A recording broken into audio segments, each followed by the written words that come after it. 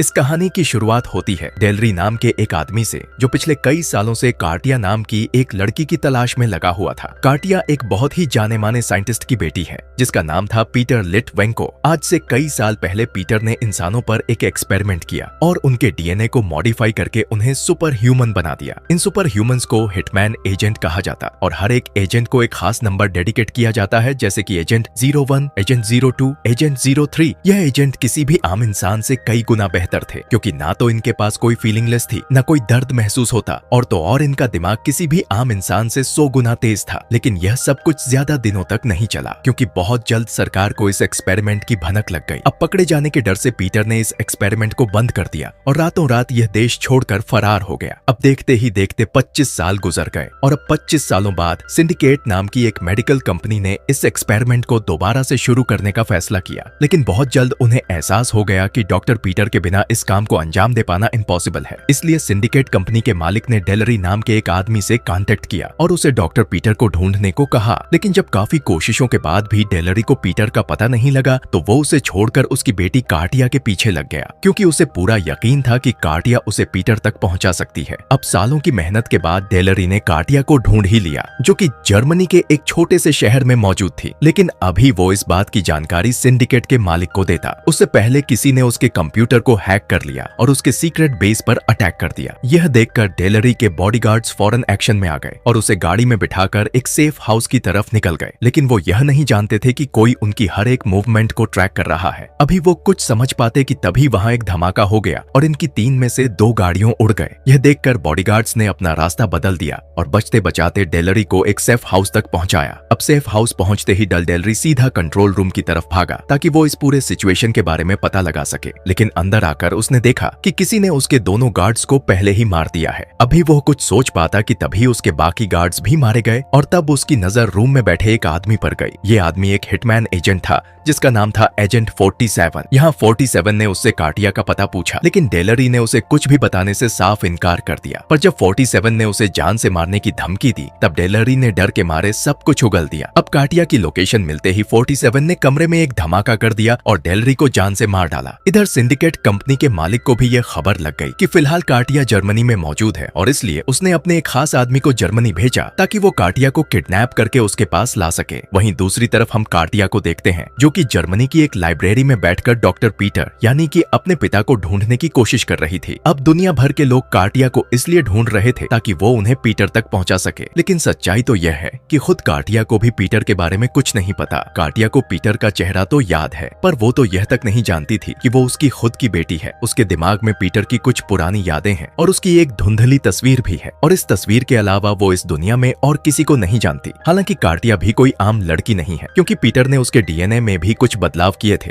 जिसके कारण कार्टिया के पास भी कुछ अनोखी शक्तियां हैं। उसका दिमाग ऐसी बातों और चीजों को सेंस कर सकता है और किसी भी चीज को छूकर उसके पास्ट और फ्यूचर का अंदाजा लगा सकती है। अब इधर 47 भी जर्मनी पहुंच गया और कार्टिया की फोटो को जर्मनी के डेटाबेस में डालकर उसकी पूरी कुंडली निकाल ली। अब कार्टिया का एड्रेस मिलते ही 47 ने अपना सारा सामान इकट्ठा किया और फौरन उसके घर की ओर निकल गया। इधर जब कार्टिया नींद में होती है तो उसे अपने आसपास खतरे का आभास होता है। वो सपने में 47 को देखती है, जो तेजी से उसकी तरफ चला आ रहा था। यह देखते ही वह फौरन जाग उठी और कुछ जरूरी सामान को अपने पर्स में डालकर बिल्डिंग की खिड़की से भाग निकली। इधर जब 47 कार्टिया के कमरे में पहुंचा तो उसे वहां कोई नहीं मिला, लेकिन तभी उसे एक मैप दिखाई दिया और इस मैप को पढ़कर वह समझ गया कि जरूर कार्टिया रेलवे स्टेशन पर गई है। इधर स्टेशन पर कार्टिया की मुलाकात सिंडिकेट एजेंट जॉन से होती है, जो उसकी तरफ मदद का हाथ बढ़ाता है। यह वही एजेंट था जिसे सिंडिकेट कंपनी के मालिक ने कार्टिया को किडनैप करने भेज था। यहाँ जॉन कार्टिया से कहता है कि तुम जिस आदमी से बचकर भाग रही हो, वो इतनी आसानी से तुम्हारा पीछा नहीं छोड़ेगा, लेकिन अगर तुम चाहो तो मैं तुम्हें 47 से बचा लूंगा और उस आदमी को ढूंढने में तुम्हारी मदद करूंगा, जिसे तुम इतने सालों से ढूंढ रही हो, यानी कि डॉक्टर पीटर को। लेकिन अभी कार्टिया कुछ कह पाती कि तभी 47 वहां पहुंच गया और इन दोनों पर अंधाधुंध गोलियां बरसाने लगा। यहाँ जॉन ने 47 पर हमला कर दिया और ये दोनों ट्रेन के ट्रैक पर जा गिर। ये दोनों काफी देर तक ऐसे ही लड़ते रहे, लेकिन फिर जॉन ने मौका देखकर 47 को चकमा दे दिया और कार्टिया को लेकर वहां से फरार हो गया। ये दोनों स्टेशन के बाहर निकले और एक टैक्सी पकड़कर यहाँ से भागने लगे। लेकिन अभी ये दोनों यहाँ से निकल पाते कि तभी 47 ने ड्राइवर को एक हेडशॉट देकर उसे मौत की घाट उतार दिया। अब ये दोनों फटाफट गाड़ी से बाहर निकले और पैदल चलकर वहां से भागने लगे। काफी दूर चलने के बाद जब इन्होंने पीछे मुड़कर देखा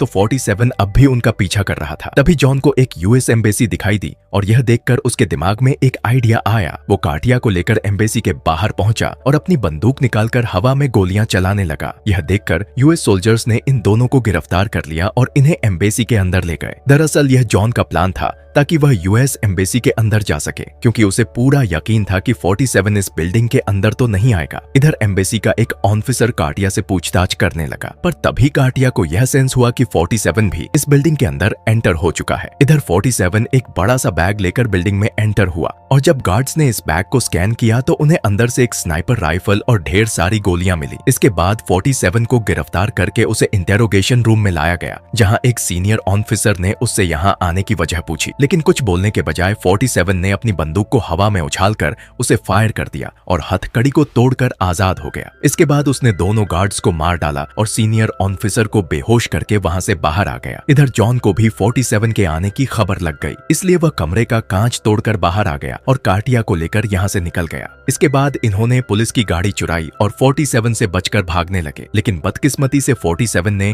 इन दोनों को देख लिया और इनके गाड़ी के नंबर को नोट कर लिया। इसके बाद वह एम्बेसी की छत पर पहुंचा और उस गाड़ी को ढूंढकर उस पर गोली चला दी, लेकिन खुशकिस्मती से 47 की यह गोली कार्टिया के हाथ में लगी और यह दोनों यहां से जिंदा बच निकले। अगले दिन जॉन ने कार्टिया को बताया कि डॉक्टर पीटर कोई और नहीं बल्कि तुम्हारे अपने पिता हैं। आज से कई साल पहले उन्होंने इंसानों के दिमाग पर एक रिसर्च की और उन पर ना जाने कितने एक्सपेरिमेंट्स किए, लेकिन जब सरकार को इस बात की खबर लगी तो पकड़े जाने के डर से वो रातों रात अपना देश छोड़कर फरार हो गए और उन्होंने तुम्हें भी पीछे छोड़ दिया, क्योंकि उनके साथ रहकर तुम्हारी जान को भी खतरा था। इसलिए उन्होंने तुम्हारे दिमाग को मॉडिफाई करके तुम्हें सेंस की शक्तियां दी ताकि तुम खुद के दम पर जिंदा रह सको। अब इन बातों को सुनकर कार्टिया ने फौरन अपना मैप निकाला और अपनी शक्तियों को यूज करके अपने पिता को ढूंढने की कोशिश की। तभी उसे कुछ तस्वीर दिखाई दी और वो फौरन समझ गई कि फिलहाल उसके पिता कौन से देश में है। यहाँ जॉन कार्टिया से पूछता है कि तुमने अभी अभी अपने सपनों में क्या देखा, लेकिन अभी कार्टिया उसे कुछ बता पाती कि तभी 47 कमरे में एंटर हुआ और अपनी बंदूक की सारी गोलियां जॉन के सीने में उतार दी। इसके बाद उसने कार्टिया को बेहोश किया और उसे अपने कंधे पर उठाकर वहां से ले गया। कुछ घंटों बाद जब कार्टिया को होश आया तो वो एक चेयर से बंधी हुई थी और 47 उसके सामने खड़ा था। यहाँ 47 उससे कहता है कि तुम्हें मुझसे डरने की कोई जरूरत नहीं है, मैं तुम्हें मारने नहीं बल्कि सिंडिकेट के लोगों से बचाने आया हूँ। इस पर कार्टिया कहती है कि अगर तुम मुझे मारना नहीं चाहते तो कल रात तुमने मुझ पर गोली क्यों चलाई। इस पर 47 कहता है कि वो कोई गोली नहीं बल्कि एक जीपीएस ट्रैकर था और उसी की मदद से मैं तुम्हें ढूंढ पाया। इसके बाद वो कार्टिया का हाथ पकड़ता है और ऐसा करते ही कार्टिया उस दिन की तस्वीरों को देखती है जब उसके पिता उसे लेकर भाग रहे थे और भागते भागते उन्होंने 47 को वहीं छोड़ दिया था। इसके बाद उसके पिता ने उसे भी छोड़ दिया क्योंकि उन्हें पूरा यकीन था कि कार्टिया अपनी शक्तियों के दम पर सरवाइव कर लेगी। यहाँ 47 कहता है कि तुम भी मेरी तरह एक एजेंट हो और तुम्हारा नाम एजेंट 90 है और इसका मतलब यह है कि तुम मुझसे 2 गुना बेहतर हो। इतना कहकर 47 वहाँ से जाने लगा और जाते जाते कार्टिया के पीछे लगे एक बड़े से फैन को ओन कर दिया। यहाँ उसने कार्टिया से कहा कि तुम अपनी बचपन की ट्रेनिंग को याद करो और रस्सी को खोलकर अपनी जान बचा लो। अब पहले तो कार्टिया थोड़ी घबरा गई, लेकिन फिर आंखें बंद करके उसने अपनी ट्रेनिंग को याद किया और थोड़ी मशक्कत के बाद वह इस रस्सी को खोलकर आजाद हो गई। उसके बाद वो कमरे से बाहर आई जहां 47 पहले से उसका इंतजार कर रहा था। यहाँ 47 ने कार्टिया से उसके पिता के बारे में पूछा, लेकिन उसके कुछ बताने से पहले ही सिंडिकेट के लोगों ने इन पर हमला कर दिया। यहाँ कार्टिया अपनी शक्तियों का इस्तेमाल करके 47 को यह बताने लगी कि सिंडिकेट का कौन सा गार्ड कहां से आ रहा है और इस जानकारी के मुताबिक 47 एक एक करके सबको मारता गया। पर तभी अचानक से जॉन कार्टिया के सामने आ गया और यह देखकर कार्टिया पूरी तरह से हैरान हो गई। अब यहाँ यह खुलासा होता है कि जॉन की पूरी बॉडी टाइटेनियम की बनी है और इसलिए उस पर गोलियों का कोई असर नहीं होता।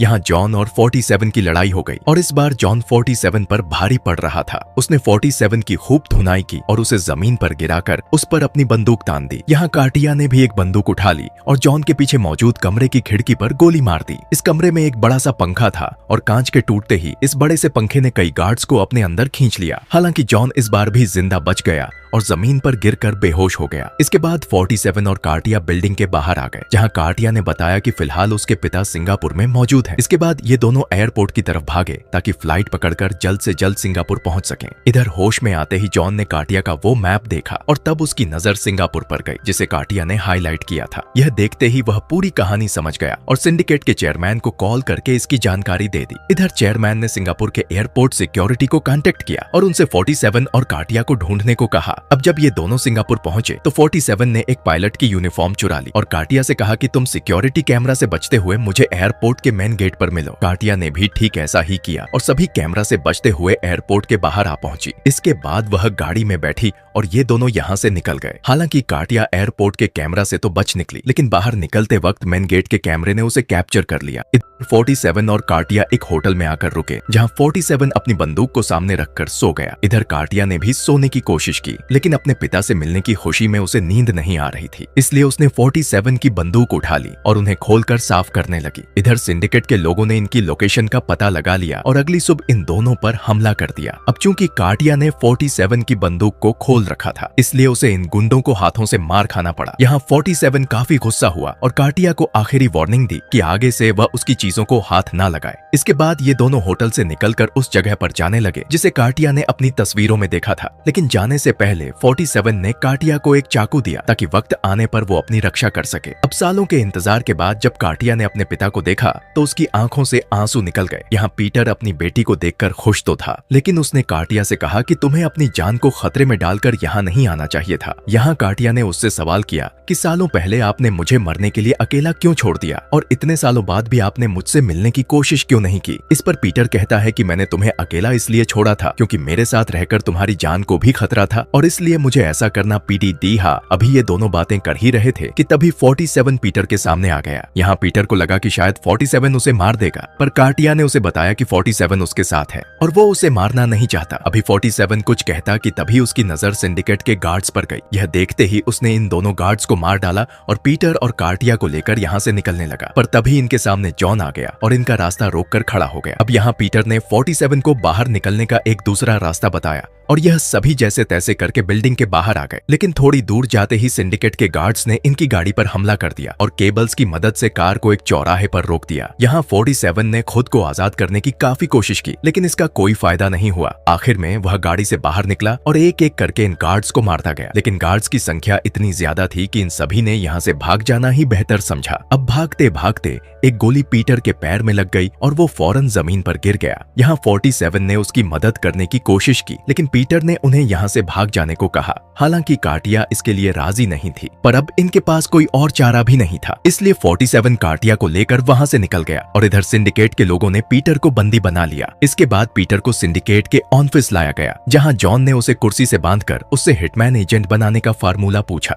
लेकिन जब पीटर ने उसे कुछ नहीं बताया तो जॉन ने उसकी बॉडी में एक केमिकल का इंजेक्शन लगा दिया। इंजेक्शन के लगते ही पीटर को काफी तेज दर्द हुआ और उसके दिल की धड़कन भी काफी बढ़ गई, लेकिन इसके बावजूद भी वह चुप रहा और जॉन को फार्मूला बताने से साफ इनकार कर दिया। इधर दूसरी तरफ 47 ने बिल्डिंग के कैमरा को हैक कर लिया और अंदर की सभी चीजों को मॉनिटर करने लगा। यहाँ उसने एक प्लान बनाया और फायर ब्रिगेड को कॉल करके यह झूठी खबर दी कि सिंडिकेट के ऑफिस में आग लग चुकी है। इसके बाद उसने बिल्डिंग के स्पीकर को यूज करके सिंडिकेट के चेयरमैन को ये ऑफर दिया कि अगर तुम पीटर को छोड़ दो तो मैं तुम्हें बदले में काटिया दूंगा। काटिया पीटर की बनाई गई सबसे बेस्ट एजेंट है और उस पर रिसर्च करके तुम अपने सभी सवालों के जवाब पा सकते हो। अब चेयरमैन को भी यह आइडिया पसंद आया और उसने 47 से हेलीपैड पर लैंड करने को कहा, लेकिन वो यह नहीं जानता था कि हेलीकॉप्टर में सिर्फ काटिया मौजूद है। यहाँ काटिया ने लैंड करने के बजाय हेलीकॉप्टर को सीधा बिल्डिंग में घुसा दिया, जिससे सिंडिकेट के कई गार्ड्स की मौत हो गई। इधर 47 की बुलाई फायर ब्रिगेड भी बिल्डिंग तक पहुंच गई और 47 भी एक फायर फाइटर बनकर बिल्डिंग में एंटर हो गया। इधर काटिया भी अपने हिटमैन मोड में आ गई और एक एक करके सभी गार्ड्स को मारती गई। यह देखकर जॉन और बाकी गार्ड्स ने चेयरमैन को एक सेफ कमरे में पहुंचाया, लेकिन अपना 47 तो यहाँ पहले से मौजूद था। उसने जॉन को देखते ही उस पर गोली चला दी और यहाँ इन दोनों के बीच लड़ाई शुरू हो गई। अब चूंकि जॉन पर गोलियों का असर नहीं हो रहा था, इसलिए 47 ने उसे एक इलेक्ट्रिक वायर से बांध दिया और बिल्डिंग की सारी बिजली उसकी बॉडी से गुजार दी। आखिरकार यह तरकीब काम कर गई